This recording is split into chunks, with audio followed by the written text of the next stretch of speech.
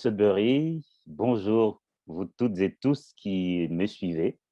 Je suis Blaise Ndala, romancier résident à Ottawa, qui garde un souvenir très particulier du Salon du livre du Grand Sudbury et de Sudbury d'une manière particulière. Alors, je suis ici pour vous lire un court extrait de mon dernier roman, Dans le ventre du Congo, publié conjointement par les éditions du Seuil en France, Mémoire d'Encrier au Canada et les éditions Vallès en Côte d'Ivoire. Ce sera l'extrait suivant.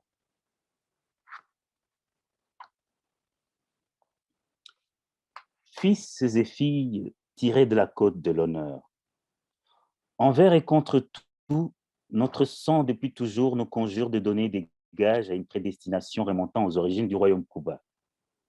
Comme une alerte, ma naissance déjà se fracassa contre l'honneur du roi Kwenakwete III.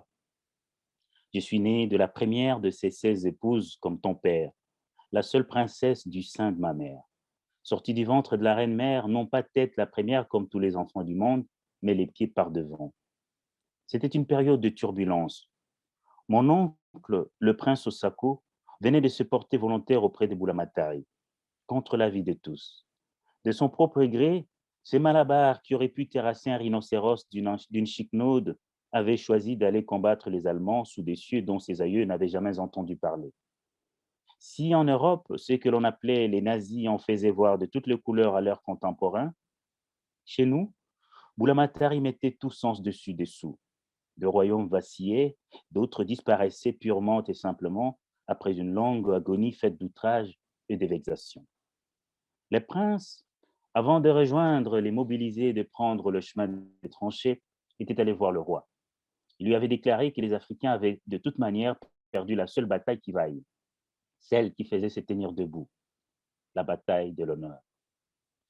Le temps était venu d'entériner le fait accompli. Notre temps, notre devoir était dorénavant d'aider le vainqueur à modeler les terres ancestrales selon les plans conçus depuis les rivages d'où étaient partis ceux par qui la défaite nous était tombée sur la tête.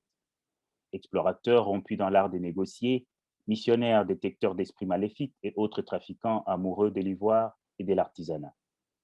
Convaincu d'être habité par une sagesse longtemps censurée, oncle Osako y alla d'une profession de foi. C'est mesuré au facochère et acte de bravoure nimi, bomber les torses face à la foudre et sottise pour le commet des mortels, forfaiture pour un souverain. Mon père ne l'entendit guère de cette oreille. Peu importe que le Congo entier se soit rendu sans coup férir aux rois successifs de la couronne de Belgique. Peu importe que ce monarque allemand d'effroyable renommée soit hanté par le rêve sinistre de se draper de manteaux faits des peaux arrachées sur le dos de princes entourant son empire.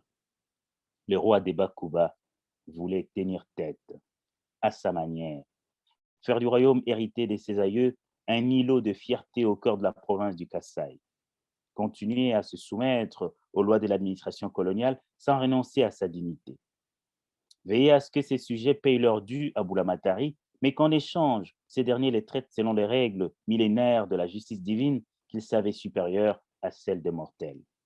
S'il ne pouvait leur éviter une humiliation devenue pitance, en quoi était-il leur protecteur? L'honneur, c'est qui se faisait tenir debout. C'est qui fait se tenir debout. Au terme d'âpres tractations, revenant sans cesse sur l'affront que fut le massacre perpétré sur notre sol par les hommes d'Nsapu-Sapu, il avait obtenu de l'occupant que sur l'étendue du royaume Kuba, le fouet soit réservé à 3 catégories de criminels, à l'exception de tout autre délinquant: les abuseurs d'enfants, les violeurs et les zoophiles.